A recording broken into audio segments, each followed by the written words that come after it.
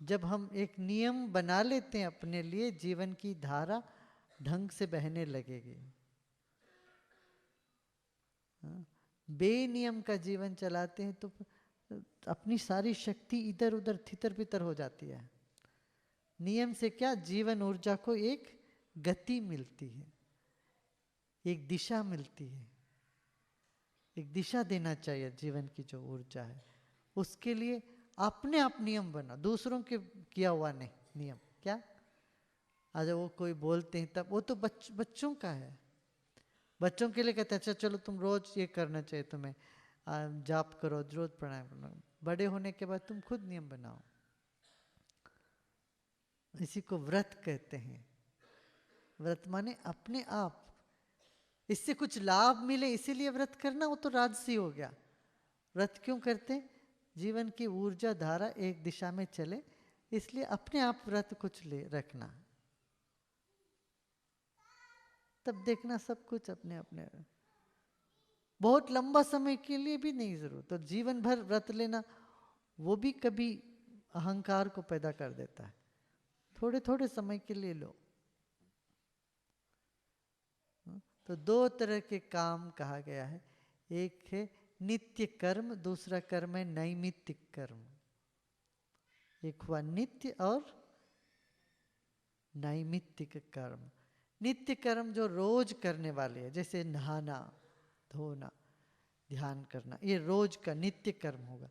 नैमित्तिक कर्म बीच बीच में कभी कभी करते रहना, ये नैमित्तिक कर्म है। जैसे तेल से तेल लगा के, सिर में तेल लगा के स्नान करते हैं, ये नैमित्तिक, रोज रोज नहीं करते हो, नैमित्तिक कर्म हुआ। से शंख प्रक्षालन करते, शंख प्रक्षालन रोज रोज नहीं करना है, खराब हो जाएगा साथ साथ। 6 महीने में एक बार करना चाहिए, साल में एक बार करे, 6 महीने में, ये नैमित्तिक कर्म हुआ। दिवाली नैमित्तिक कर्म हुआ। दिवाली में जैसे भोजन करते हो, जैसे वो सब क्या चटपटा सब मिठाई उठाई सब खाते हो, इस तरह से रोज खाने लगोगे तो पूरा रोज सुबह होगा ही नहीं है, फिर तो 1 महीने में अस्पताल में जाना पड़ेगा। ऐसा खाओ, ऐसा भोजन रोज नहीं कर सकते। कर सकते रोज रोज मिठाई के साथ रोज रोज वो पंच पकवान नहीं खा सकते, बीमार पड़ जाओगे। नैमित्तिक कभी कभी करने वाले होते। इस तरह से दोनों करना चाहिए, नित्य कर्म और नैमित्तिक कर्म। ठीक है।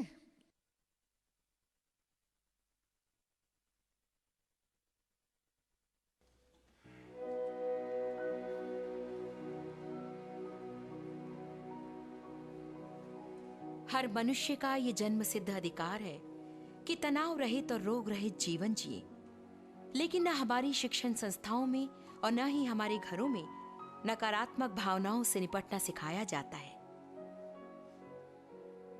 मित्रता, नम्रता, ईमानदारी, जिंदगी को सराहना, प्रेम, उत्साह, अपनेपन का एहसास, खुशी, प्यार का एहसास, ये सारे गुण हमारे अंदर पहले ही से हैं। ये प्रकृति की देन है हमें, लेकिन अधिकांश समय तनाव का पर्दा इन्हें ढांप लेता है। अगर आपको अपना मूड अच्छा करना हो तो श्वास की प्रक्रिया अच्छी होती है ना? श्वास शरीर और मन के बीच की कड़ी है, क्योंकि मन की हर लय में श्वास की लय भी होती है। और मन जब आप उसे संभाल नहीं सकते तो श्वास द्वारा संभाल सकते हैं। जैसे जैसे हम हमारी नकारात्मक भावनाओं को संभालते हैं, सांस द्वारा तनाव को दूर करते हैं, अपने बारे में जानना शुरू करते हैं, वैसे वैसे मनुष्यत्व हम में पनपता है और हमारे कार्यों में नजर आने लगता है। सुदर्शन क्रिया एक शक्तिशाली सांस लेने की तकनीक है जो कि शारीरिक और भावात्मक गंदगी को दूर करती है।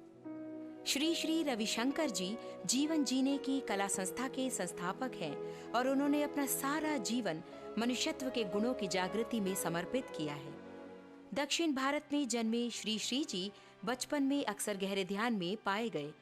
जब वे केवल 4 साल के थे तो प्राचीन वेदों के उच्चारण द्वारा अपने माँ पिताजी को अचंभित कर दिया। 17 साल की उम्र में प्राचीन वेदों का अध्ययन कर मॉडर्न साइंस में उपाधि भी प्राप्त की।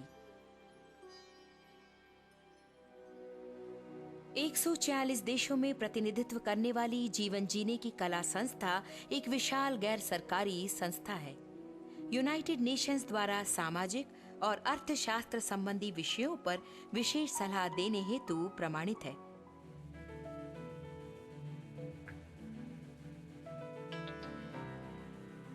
International association for human values के साथ सहभागी बनकर जीवन जीने की कला संस्था संसार की कई गतिविधियों में कार्यरत है। इसका लक्ष्य है कि समाज के अलग अलग लोगों तक सामाजिक और शैक्षणिक कार्यक्रमों को पहुंचाएं।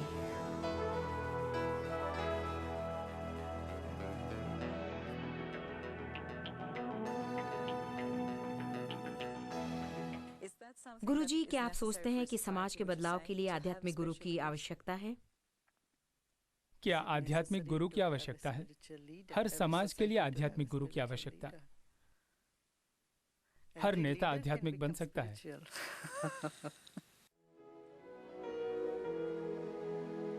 आज जीवन जीने की कला संस्था इसी लक्ष्य के अंतर्गत विविध विषयों और सामाजिक कार्यक्रमों को सामने ला रही है ताकि हर एक के जीवन में शांति स्थापित कर सके। जीवन जीने की कला का अध्ययन, संयुक्त कर्मशाला को जीने की कला का अध्ययन, पुलिस तनाव प्रबंधन सेमिनार, बच्चों के लिए कला विशिष्टता अध्ययन, विद्यार्थियों के अधिकार हेतु सेमिनार। 5H कार्यक्रम द्वारा पहले व्यक्ति, फिर समाज, फिर देश का उद्धार होता है ताकि उत्तम मानवीयता के गुणों का जागरण हो और मनुष्यों के जीवन की संपूर्ण शक्ति समाज में उजागर हो।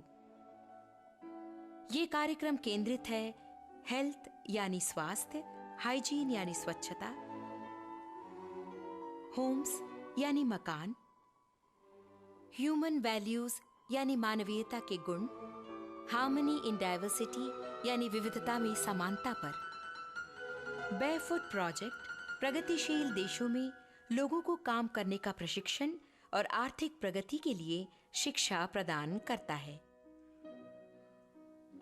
केयर फॉर चिल्ड्रन एक ऐसा कार्यक्रम है जहां जरूरतमंदों और विकलांग बच्चों को शिक्षा, भोजन, कपड़ा और दवा की सुविधा दी जाती है। हर दिन का $1 या फिर यूरो गरीब ग्रामीण बच्चों को मुफ्त शिक्षा प्रदान करता है। द नॉन एग्रेशन प्रोग्राम ये कार्यक्रम स्कूल में घट रही हिंसा की घटनाओं से जूझकर बच्चों में स्वस्थ और बलशाली आत्मविश्वास पैदा करने में मदद करता है। पोस्ट ट्रॉमेटिक स्ट्रेस रिलीफ यानी वेदना के पश्चात तनाव से आराम ये कार्यक्रम युद्धग्रसित क्षेत्रों में या भूकंप पीड़ितों को राहत देकर मानवीयता का पाठ सिखाता है। प्रिजन स्मार्ट कार्यक्रम जेल के कैदियों और कर्मचारियों को तनाव से निपटने का मार्ग दिखाकर उन्हें पुनः स्थापित करता है। ये पहली ऐसी संस्था है जो कि अत्याचारियों में हिंसा की भावना को कम कर नशीली चीजों के सेवन से उन्हें मुक्ति दिलाने का प्रयास करती है और उन्हें एहसास दिलाती है कि अपने भूत और भविष्य के वे खुद जिम्मेदार हैं। अगर अपने अस्तित्व को सही कर शांति बनाए रख सके तो अस्तित्व में संतुलन आता है और संतुलन आने से हमारे संपर्क में जो लोग आते हैं वे अपने आप संतुलित हो जाते हैं। आज की चुनौतियों का सामना हम सबको मिलकर करना होगा।